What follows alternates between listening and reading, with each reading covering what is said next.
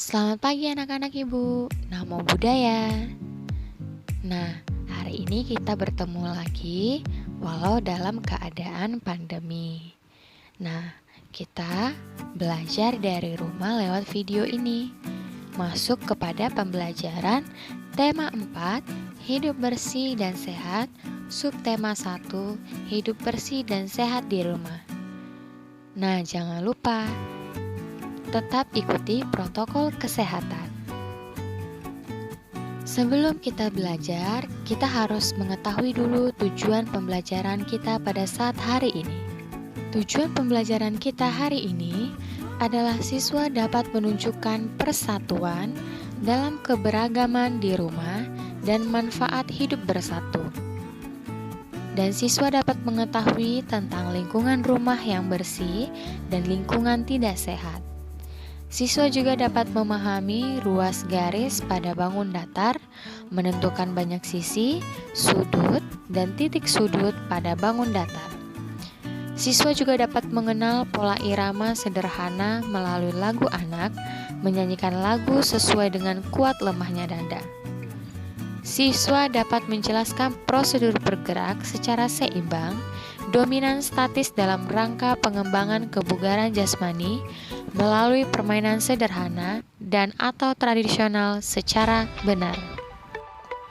Muatan bahasa Indonesia, materi kebersihan rumah. Kita harus menjaga lingkungan rumah agar tetap bersih dan sehat.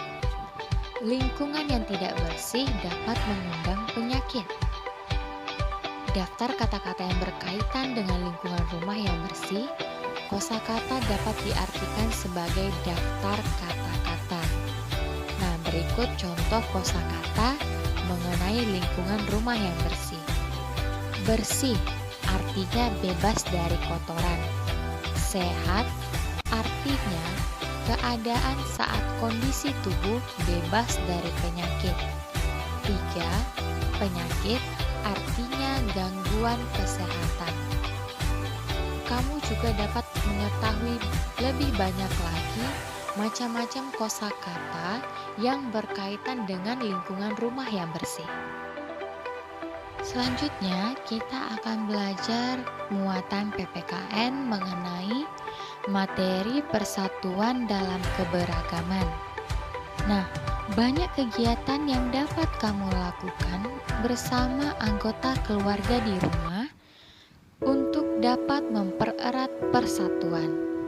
Contoh kegiatan yang dapat dilakukan bersama anggota keluarga di rumah adalah kegiatan menjaga kebersihan dan kesehatan di lingkungan rumah. Apakah kamu sudah menjaga kebersihan dan kesehatan di lingkungan rumah? Harus dilakukan ya. Agar tercapai persatuan dalam kebersamaan, kita hendaknya memiliki sikap-sikap sebagai berikut. Yang pertama, tidak bersikap mau menang sendiri. 2. Menghargai pendapat orang lain. 3. Mau bekerja sama dengan anggota keluarga lain.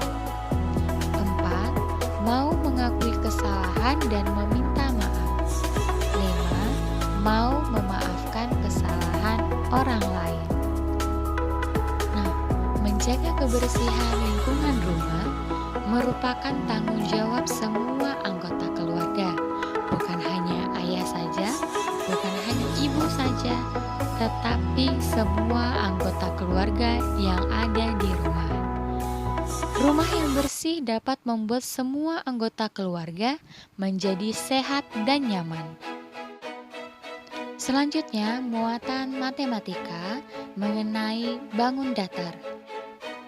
Kamu sudah banyak belajar tentang berbagai jenis bangun datar.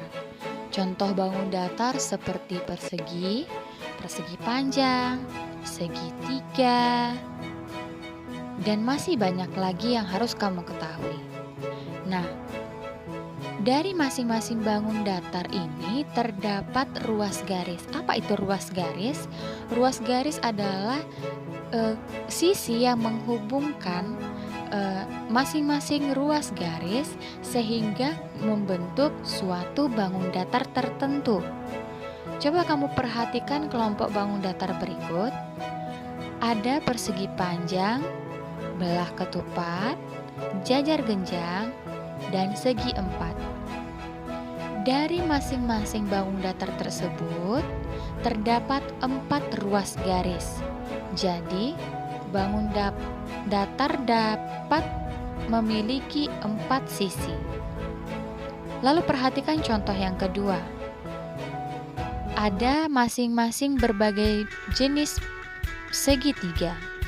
Pada bangun datar di atas terdapat 3 ruas garis. Jadi, bangun datar tersebut memiliki 3 sisi, yang artinya ruas garis tersebut sama dengan sisi. Pertemuan antara 2 ruas garis dapat membentuk sudut, dan di dalam sudut terdapat titik sudut. Coba perhatikan contoh bangun datar berikut. Yang pertama ada persegi panjang. Pada bangun datar tersebut terdapat 4 sisi, 4 sudut, dan 4 titik sudut.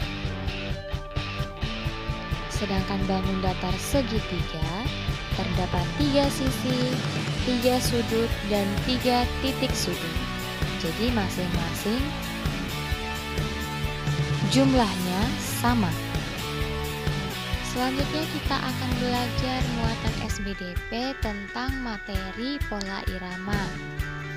Saat kita menyanyikan sebuah lagu, sebaiknya menyanyikan sesuai irama. Apa itu irama?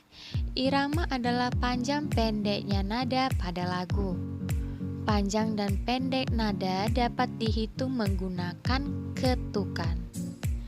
Nada 1 artinya nada do dinyanyikan 1 ketukan. Nada 2 atau re dinyanyikan 2 ketukan. Nada 0 artinya tanda istirahat. Nada 3, 4 dengan garis di atasnya artinya masing-masing nada mi dan fa dinyanyikan setengah ketukan. Jadi kalau kamu ketemu dengan garis yang di atas itu setengah ketukan.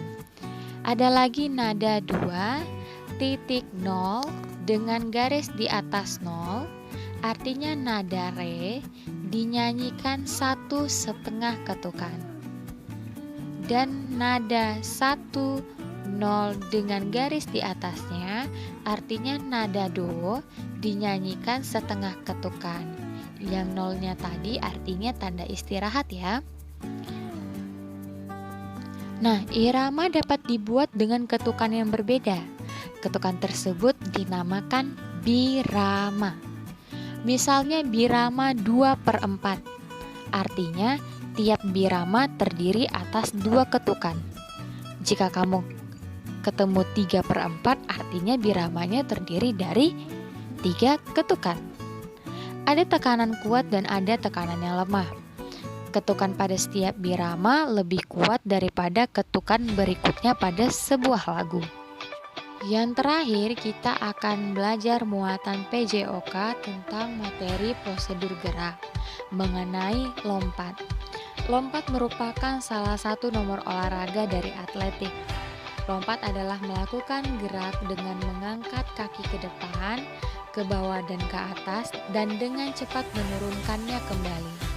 Mungkin kamu sudah sering melakukan lompat seperti ini.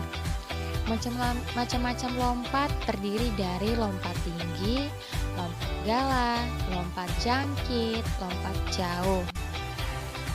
Prosedur bergerak secara seimbang dominan statis dalam rangka pengembangan kebugaran jasmani melalui permainan sederhana dan atau tradisional secara benar. Contoh gerakannya, berjinjit sambil bertolak pinggang, mengangkat satu kaki lurus ke depan, berdiri menyerupai huruf T, sikap kapal terbang, duduk selonjor sambil mengangkat kedua kaki lurus ke depan, Duduk mengangkat kedua kaki sambil dipegang seperti duduk di kursi goyang. Dan yang terakhir, sikap lilin, kedua kaki diangkat lurus ke atas. Demikianlah pembelajaran kita pada saat hari ini. Semoga kamu dapat mengerti dan paham atas pembelajaran kita pada saat hari ini. Dan jangan lupa tetap mematuhi protokol kesehatan. Selamat belajar dan namo buddhaya.